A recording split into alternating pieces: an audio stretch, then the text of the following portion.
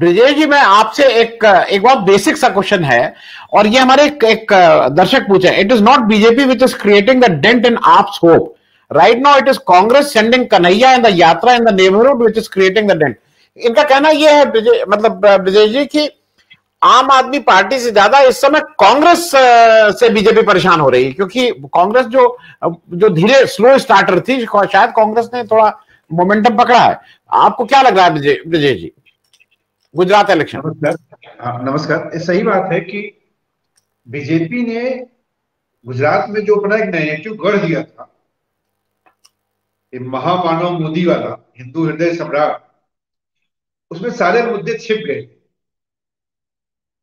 आम आदमी पार्टी और कन्हैया जैसा कांग्रेस का नेता उस नैरेटिव को तोड़ने का जो तरीका है मंच पर, वो भाषण नहीं देते, वो सिर्फ उस नैरेटिव की व्याख्या करते हैं और लोगों के दिल तक वो बात जाती है।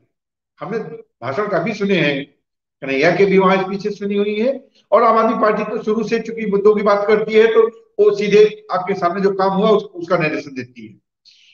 और इसी कारण से हमारे ख्याल से बौखलाहट बीजेपी में ज्यादा है, जो कि हृदय सम्राट मोदी का जो जलवा था वो दिल्ली में या देश में जिसे धीरे धीरे कम हो रहा है, तो गुजरात में तो चूंकि लंबे समय से लोग उसके साथ रहे हैं, गुजरात के लोगों को तो और बेहतर तरीके से पता है, कुछ चीजें अब नहीं काम कर रही हैं, जमीन पर उनकी समस्याएं नहीं हल हो रही हैं।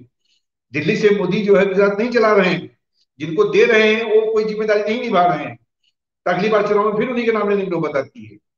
मोटा मोटा मेरा आकलन ये है, आज की डेट में बीजेपी के पास मोदी और सिर्फ मोदी एक ही इशू है जिसके आधार पर पब्लिक के बीच में जाने की बात कर रही है। इसके अलावा पर कोई इशू नहीं है, सिर्फ सफाइयां दे रही है, विपक्षी द्वारा सवाल उठाए जा रहे हैं।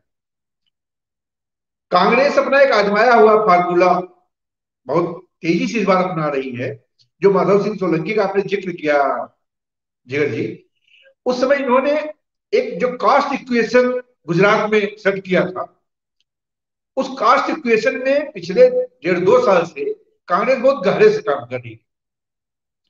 इसमें इनका जो मेन समीकरण, जाति समीकरण जो कांग्रेस ने इस बार बनाया हुआ है, हमारे ख्याल से उसको वहां पर साठ में खाम कहा गया है, जिसमें है क्षत्रिय ओबीसी। वहां कुछ क्षत्रिय ओबीसी का कॉम्बिनेशन ऐसा हम लोगों यूपी जैसा नहीं है, वो कई ओबीसी जातियां भी क्षत्रिय में अपने को गिनती हैं, तो क्षत्रिय ओबीसी कॉमन उनका वो है।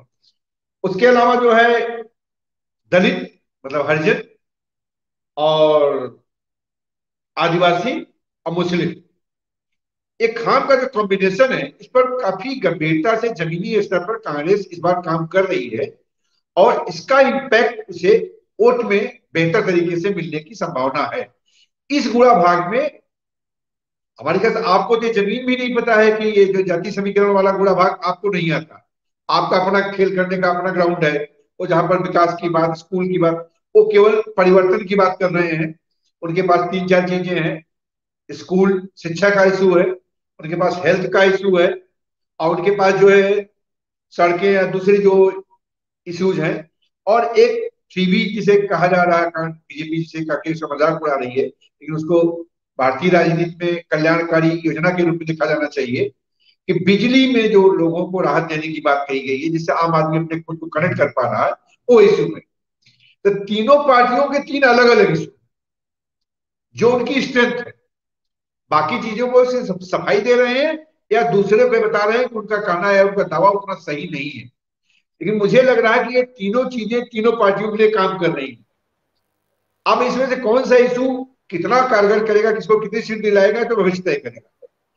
लेकिन जो एक हमारा आज का इशू है चर्चा का, कि क्या आम आदमी पार्टी बीजेपी को ज्यादा डेट कर रही है, तो मेरा इसमें मानना है कि चूंकि आम आदमी पार्टी एक भाजपा का जो हिंदुत्व है उसके करीब है, वो एक कुछ खास ऐसा उसने एक अपना मॉडल बनाया है कि जो भाजपा के हिंदुत्व को कहीं काटता नहीं।